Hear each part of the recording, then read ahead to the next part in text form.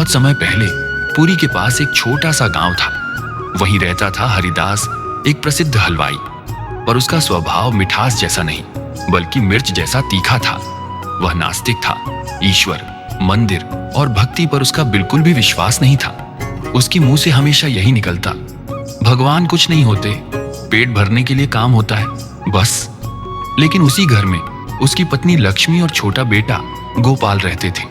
दोनों भगवान जगन्नाथ के बड़े भक्त। गोपाल तो रोज सुबह जल्दी उठकर मंदिर जाता, घंटों वहां बैठकर फूल चुनता, मोमबत्ती जलाता और बाल जगन्नाथ के रूप को मुस्कुरा कर निहारता। लक्ष्मी उसे हमेशा प्रेरित करती थी, भक्ति दिल का भोजन है, इसे कभी मत छोड़ना। लेकिन हरिदास ये सब देखकर चिढ़ जाता और गुस्से में कहता, मेरे घर से मंदिर की बातें बंद करो। हरिदास का एक पुराना दोस्त था, गांव का पंडित शांत, धैर्यवान और ज्ञान से भरा हुआ। वह अक्सर हरिदास को समझाने आता कि जीवन सिर्फ कमाई नहीं, ईश्वर की कृपा और नम्रता भी होती है। लेकिन हरिदास हमेशा ताना देता और एक दिन तो उसने दुकान में सबके सामने पंडित को रोक दिया। उसने कहा, आज से तुम ना मेरे घर आओगे ना मेरी दुकान। पंडित कुछ देर चुप रहे, फिर मुस्कुराए और जाते जाते बस एक वाक्य बोले, हरिदास, जब भाग्य दरवाजा खटखटाता है तो बुद्धि के दरवाजे खुलते हैं, और जब ईश्वर आता है तो अहंकार भागता है। ये शब्द हवा में गूंज गए पर हरिदास के दिल में नहीं उतरे। दिन बीत गए। हरिदास की दुकान में खूब भीड़ लगती, खासकर उसके रसगुल्लों के कारण। उधर मंदिर में गोपाल रोज उसी सच्चे दिल से बाल जगन्नाथ को याद करता और एक दिन उसकी प्रार्थना सुन ली गई। उस समय जब दुकान बंद हो चुकी थी, शांत वातावरण में एक छोटा सा दिव्य बालक दुकान के अंदर उतर आया।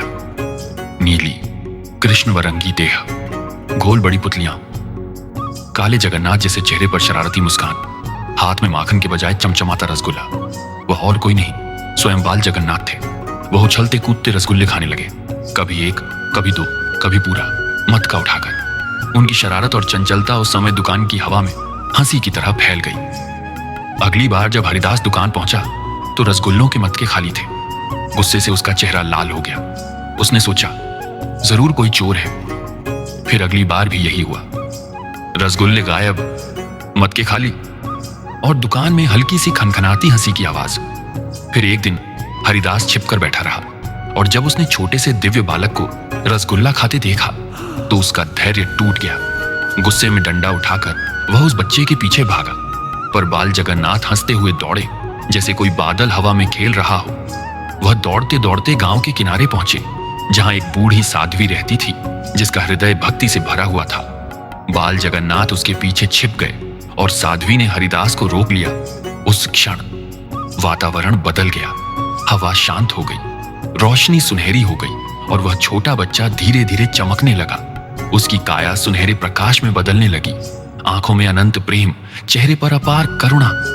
हरिदास के हाथ से डंडा गिर गया, उसकी आंखों से अहंकार पिघलने लगा और फिर उसके भीतर मानो कोई आवाज गूंजी, हरिदास, भक्ति स्वाद से नहीं हृदय से मिलती है, रसगुल्ला मिठाई नहीं प्रेम का प्रसाद है। हरिदास कांप रहा था, पर पहली बार उसकी आंखों में श्रद्धा थी।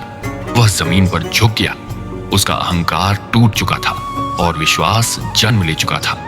अगले ही समय वही हरिदास जो ईश्वर का नाम सुनकर क्रोधित हो जाता था, मंदिर के बाहर फूल लेकर खड़ा था, गोपाल के साथ।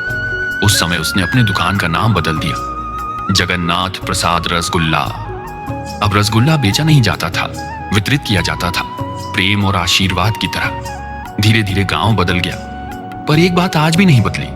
कहते हैं कि जब भी कोई सच्चे दिल से रसगुल्ला बनाता है तो कहीं दूर एक छोटी सी दिव्य हंसी सुनाई देती है, जैसे बाल जगन्नाथ कह रहे हों, मैं अभी भी यही हूं।